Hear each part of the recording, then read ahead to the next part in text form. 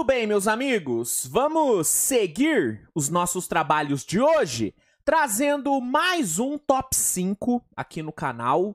E o top 5 de hoje, cara, tende a ser um top 5 um tanto quanto polêmico, né? Porque eu vou listar e ranquear simplesmente os 5 melhores times da história da NBA. E por favor, pessoal, por favor, não vamos confundir maior e melhor. Eu sei que é difícil distinguir aí as duas coisas, só que vamos tentar fazer esse exercício. Quando falamos de melhor, a gente tem que pensar para além de representatividade e de grandeza em si. A gente tem que focar um pouco mais na qualidade técnica do time, no talento dos jogadores ali que o time tem, no quão bom o time foi nos dois lados da quadra. A gente tem que focar mais na parte técnica, né, e tática, e menos na parte histórica. Por exemplo, o Boston Celtics ali do Bill Russell foi um dos maiores times que a NBA já viu, né, uma das maiores dinastias da história. Só que quando você isola a parte tática, a parte técnica daquele time e compara com outros times que tivemos aí nos 77 anos de NBA, dá pra listar alguns times que foram melhores do que aqueles times que o Celtics teve ali nos anos 50, nos anos 60. Então, vamos aqui diferenciar maior e melhor. Aqui eu vou listar os 5 melhores times da história, não os 5 maiores, não os 5 mais representativos, não os 5 mais revolucionários, não, os 5 melhores, fechou? Então, sem mais enrolação, vamos aqui iniciar esse top 5. Antes, só mais um pouquinho de enrolação, mas é só pra pedir pra você deixar o like e se inscrever no canal. Eu sei que muita gente acaba consumindo aqui o conteúdo e acaba não engajando, acaba não deixando um likezinho, não deixando um comentário, não se inscrevendo no canal. Então, se você é uma dessas pessoas que não faz nada, só assiste o vídeo, tá tudo bem, tá? Ok. Só de assistir o vídeo você já tá ajudando, já tá dando a moral. Mas, pô, dá pra você fazer mais. Vamos aí, é só apertar um botãozinho, aperta o botãozinho do like, aperta o botãozinho da inscrição, deixa um comentáriozinho, tipo, ó, Luiz, maneiro o vídeo. Ou, pô, Luiz, não concordei com esse top 5, você tá maluco? Doido? Comenta qualquer coisa, engaje com o vídeo, interaja com o vídeo. É legal, é bacana. Agora sim, acabaram as enrolações. Bora aqui abrir o nosso top 5 com o 5º lugar, que na minha opinião é o Detroit Pistons da temporada 88-89. Esse Pistons é muito subestimado, mas assim, extremamente subestimado. A galera às vezes esquece do quão bom foi esse Detroit Pistons.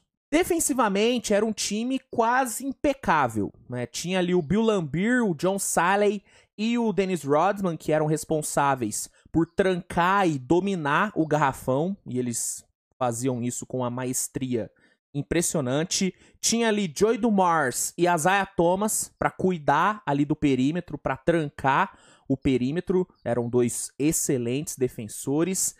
Tinha ali um sistema, né, baseado muito na fisicalidade, que fazia com que os adversários tivessem até um certo medo de encarar a defesa do Pistons, porque os caras eram implacáveis, assim. Se eles não quisessem que você passasse, eles não iam deixar. Eles iam fazer o que fosse necessário. E como na época a NBA era muito mais permissiva nessa questão aí de contato, esse Pistons era a melhor defesa da NBA naquele momento. Assim, era a melhor defesa. Talvez não fosse em números, tanto que nessa temporada de 88-89, o Pistons teve o 3º rating defensivo, o 3º melhor rating, então tiveram duas equipes que tiveram rating defensivo melhor do que o do Pistons, mas olhando para os times ali da época, dando uma olhadinha nos jogos antigos da época, a defesa mais difícil de se lidar era essa defesa do Pistons. Era uma coisa impressionante. Porém, não era um time que dependia somente da defesa. A defesa era, sim, né, a grande força desse time do Pistons, mas não era a única coisa que o Pistons tinha, não, cara. O Pistons tinha um ataque bem interessante. Era um time que tinha ali boas peças ofensivas, tinha um Joey Dumars, que além de defender bem o perímetro, matava boas bolas ali no perímetro, matava muita bola decisiva. O Joey Dumars era um jogador clutch pra caramba. O Isaiah Thomas era um dos melhores passadores da NBA naquela época. Era um cara com uma visão de quadra e uma capacidade de passe, de achada realmente impressionante. E era um cara que infiltrando também era muito bom, achava ótimas bandejas. Então tinha duas ótimas armas ali no perímetro. Tinha ali um Bill Laimbeer, que era um dos poucos bigs na época que conseguiam espaçar a quadra e matar a bola de fora. Na época não era algo muito comum de se ver, mas o Laimbeer fazia isso. Inclusive, muita gente acaba esquecendo o quão bom tecnicamente o Laimbeer era. É que o Laimbeer, ele acabou construindo uma imagem de ser um cara, pô, que só dava porrada, que só era desleal, que só era sujo. E sim, tinha isso. Ele era um jogador sujo pra caramba, mas ele também era técnico, e essa técnica dele fazia o ataque do Pistons ser um bom ataque, um ataque bem interessante. Então era um time que taticamente era muito bom e que na parte defensiva, na questão de fisicalidade, vontade, intensidade, agressividade, todos os ADs possíveis, era um time que se sobressaía muito, tanto que terminou a temporada regular com 63 vitórias, teve um desempenho muito dominante na regular, e no playoff também foi dominante pra caramba. Passou o carro no Celtics, no Bucks, bateu o Bulls do Michael Jordan ali na final do leste, e nas finais da NBA varreu simplesmente o Los Angeles Lakers. Então, assim, esse Pistons foi muito bom, dominante, era um time absurdo, um time muito difícil de se enfrentar, e por isso que, na minha visão, é um dos 5 melhores times de todos os tempos. E não era um time só de porradeiro. Essa imagem que a galera tem é uma imagem equivocada. Pra ver alguns jogos desse Pistons. Você vai ver que, tecnicamente, era um time também muito bom. Em quarto lugar, eu vou de San Antonio Spurs da temporada 2013-2014. Esse foi um dos times mais encantadores que eu já vi. Assim, era uma coisa linda ver esse time do Spurs jogar. Era uma aula de basquete. Esse Spurs, na minha concepção, era a combinação perfeita de técnica e disciplina tática. Assim, era um time que fazia o simples parecer algo maravilhoso. Assim, era o famoso Beautiful Basketball, né? O famoso Beautiful Basketball. Era uma coisa realmente incrível de se ver. Era um time que tinha ali peças simplesmente espetaculares. Tinha o Tony Parker na armação, um armador maravilhoso que na época era um dos melhores da liga. Tinha um Kawhi Leonard que estava ali numa ascensão fantástica, na minha visão. Ali no momento era o melhor defensor da NBA, o melhor defensor da liga. Tinha o Danny Green, que era um dos melhores 3&Ds da NBA. Danny Green jogou muita bola naquele Spurs. Tinha um Tim Duncan, que apesar de já estar numa idade mais avançada, ainda era muito bom, ainda rendia muito. Manu Ginobili estava jogando demais. Tinha ainda Patty Mills, tinha Boris Diaw, tinha Marco Bellinelli, tinha Thiago Splitter, o ótimo Thiago Splitter. Tinha ali algumas outras peças muito boas. E tinha no comando ele, né? O nosso querido Greg Popovich, que ali pra mim foi a grande... Foi a Mona Lisa do Popovich. O Spurs de 2013-14 foi a obra-prima, foi a Mona Lisa do Pop. Foi o melhor time que o Pop já montou. Aquilo lá foi mágico, mano. Foi mágico aquele Spurs. O Spurs fechou aquela temporada regular com 69 vitórias e apenas 20 derrotas de campanha. Né? Os caras chegaram a meter 19 vitórias seguidas naquela temporada. O time terminou o mês de março sem perder. Invicto, foram, se não me engano, 16 vitórias naquele mês. Foi uma campanha muito dominante. Nos playoffs, o time teve ali algumas dificuldades, pô, teve que fazer uma série de 7 jogos contra Dallas, depois fez uma série dura contra o Blazers, uma série dificílima contra o Oklahoma na final de conferência, e nas finais da NBA, o Spurs encarou o Miami Heat, né, o Miami de LeBron, Wade e Bosh, que na temporada anterior tinha vencido o Spurs, só que aí em 13 e 14, a história foi diferente, né? Com Kawhi Leonard quase anulando o LeBron naquelas finais. O Kawhi fez um trabalho impecável em cima do LeBron. O Spurs dominou o Miami, venceu em 5 jogos e garantiu o título daquela temporada e garantiu o 4º lugar nesse meu ranking de melhores times da história. Então, 4º lugar, San Antonio Spurs da temporada 13-14. Terceiro lugar, eu vou com o Lakers da temporada 2000-2001.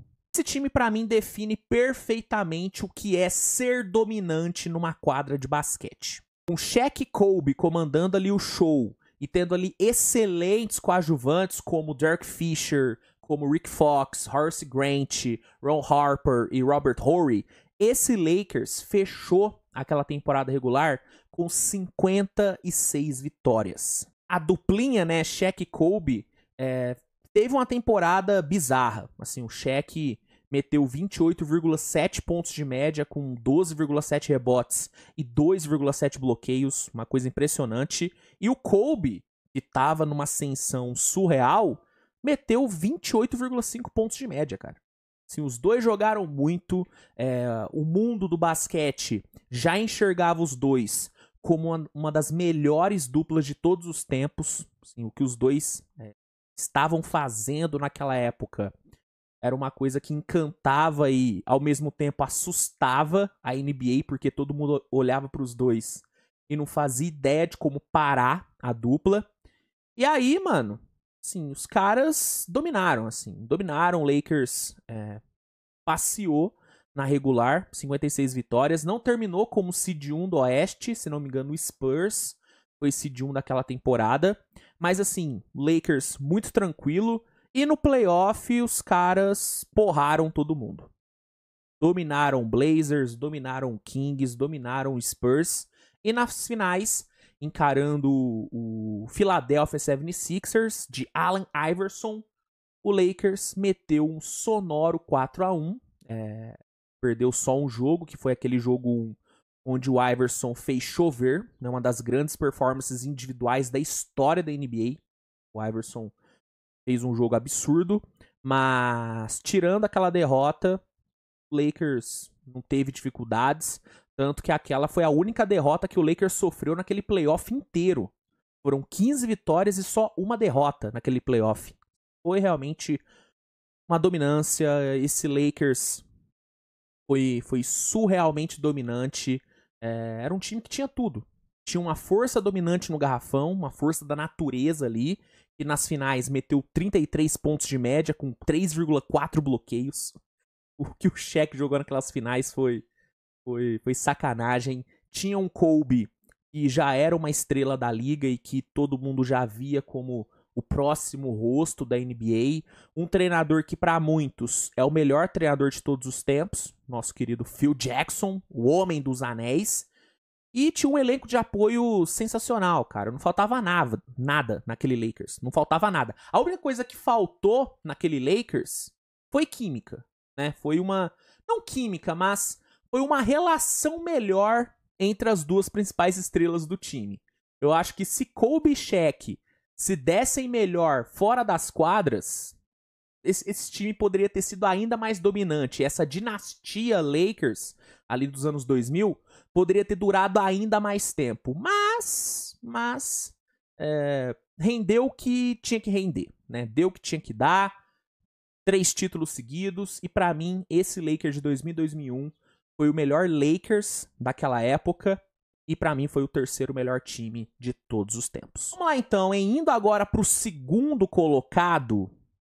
Muita gente vai discordar de mim, viu? Muita gente vai discordar de mim. Muita gente vai me xingar nos comentários. Mas tudo bem, tô aqui pra isso. Pra mim, o segundo melhor time da história da NBA é o lendário Chicago Bulls da temporada 95-96. Eu sei que pra muitos esse é o melhor time da história, pra muitos não existe nem debate sobre isso. E assim, eu entendo essas pessoas. Se você pensa assim, se você coloca esse Bulls de 95-96 como o melhor time da história, eu entendo. Tem muito argumento pra isso. A gente tá falando de um time que teve um dos maiores trios da história da NBA. Né? Um trio que tinha ali o maior jogador da história fazendo parte do trio.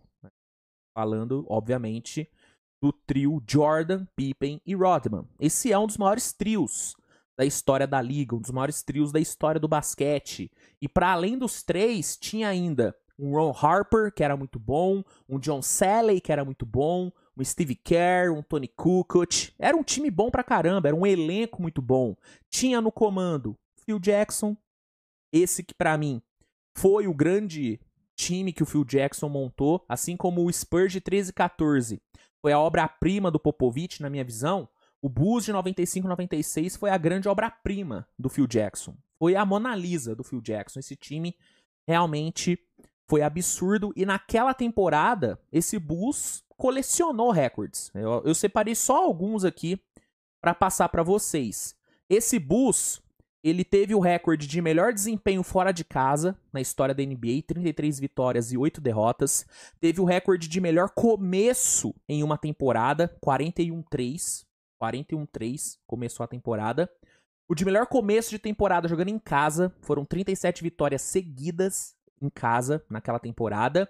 E durante muitos anos, esse time do Bulls foi o dono, deteve, né, o recorde de mais vitórias em uma só temporada regular, né, que na época foi 72 vitórias. Só em 2016 que um time conseguiu bater esse recorde, que foi ali o Golden State Warriors, que pulverizou, não pulverizou, né, porque bateu por pouco, mas que acabou com esse recorde e estabeleceu uma nova marca. Mas durante muitos anos, esse Bulls, 95-96, foi o dono do maior número de vitórias em uma só temporada regular. Aí nos playoffs, esse Bulls também foi muito dominante, né? O Bulls começou o playoff batendo fácil o Miami Heat ali do Alonzo Mourning, depois venceu de novo o New York Knicks do Patrick Ewing, coisa que o Bulls adorava fazer nos anos 90. O Knicks do Ewing foi a grande vítima desse Bulls, foi a grande vítima do Michael Jordan.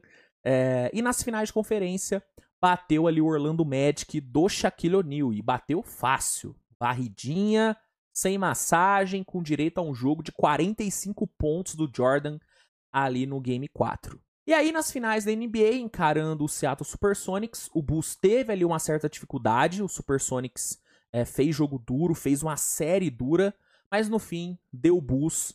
Bulls levantou mais um caneco, e pra mim, esse foi o segundo melhor time da história. Ah, Luiz, mas como assim o segundo melhor? Como que um time conseguiu ser melhor do que esse Bulls? O que faltava naquele Bulls? Faltava nada. Faltava nada. Tinha um treinador absurdo, pra muitos o melhor treinador da história. Tinha o maior e melhor jogador de todos os tempos da NBA, que é o Michael Jordan. Tem discussão se ele é o melhor da história? Talvez tenha um pouco de discussão. Mas isso é papo para um outro vídeo. Agora, o maior, sem dúvidas. Ele é o maior de todos os tempos. Um dos grandes defensores da história, dois dos grandes defensores da história também estavam naquele time. Scottie Pippen e Dennis Rodman. Dennis Rodman, que pra mim é o maior reboteiro que a NBA já viu. Então, esse time tinha tudo. Só que pra mim, existiu um time que conseguiu ser melhor. Que conseguiu ser mais dominante e até mais encantador do que esse Bulls de 95-96. Tô falando do Golden State Warriors da temporada 16-17. Esse que, pra mim, é o melhor time da história da NBA. Esse Golden State era um time que não tinha fraquezas. Simplesmente isso. Não tinha fraquezas, não tinha defeitos. Não tinha nada que você, como adversário, pudesse explorar. Assim, era um time que conseguia ser extremamente letal e efetivo ali no ataque, muito por conta ali do quarteto de All-Stars que tinha, um quarteto que executava, rodava com maestria o sistema do Steve Kerr.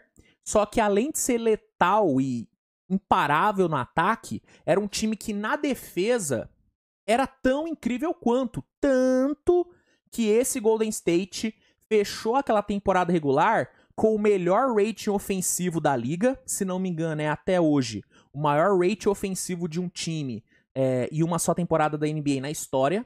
É o melhor rating ofensivo da história da NBA. E também com o segundo melhor rating defensivo da liga. Então era um time extremamente equilibrado nos dois lados da quadra. Esse time foi uma parada totalmente sem precedentes, assim, na NBA. Durant, Curry, Green, Clay. Mano, esses caras juntos eram uma apelação bizarra. Fora que, para além desses caras, tinha ainda André Iguodala, Shaun Livingston, Zaza Pachulia, JaVale McGee, David West. Cara, era um time muito bom. Um time com 4 protagonistas espetaculares, 4 maravilhosos, 4 All-Stars, e um elenco de apoio muito bom. E um treinador surreal, que pra mim tá entre os 5 melhores treinadores da história, que é o mano Steve Kerr. O Golden State fechou aquela temporada com 67 vitórias, só que a sensação era de que, se eles quisessem, dava pra buscar 73, 74 vitórias. Porque isso é muito louco. Só quem viveu essa época sabe do que eu vou falar. Quando esse Golden State entrava em quadra, a sensação era que não dava pra ganhar. Não dava. Não dava. Ia precisar que algo muito fora da curva acontecesse pra esse Golden State perder um jogo, porque se tudo corresse do jeito que devia correr, se tudo seguisse ali o caminho normal, o Golden State ia ganhar de qualquer time, porque era muito melhor do que os outros. E isso acabou se provando no playoff. No playoff, esse Golden State passou o carro em todo mundo, né? Foram 3 varridas seguidas ali no Oeste, varreu todo mundo.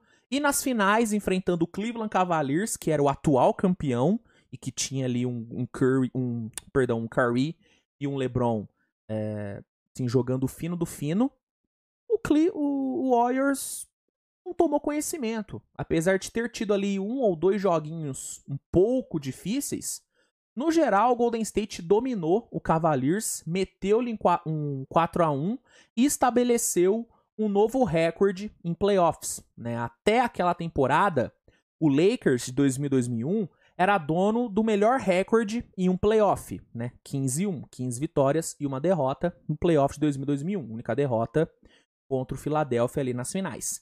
Só que o Golden State estabeleceu um novo recorde, porque foram 16 vitórias e apenas uma derrota naquele playoff. Então, mano, assim, foi realmente uma experiência única assistir esse Golden State.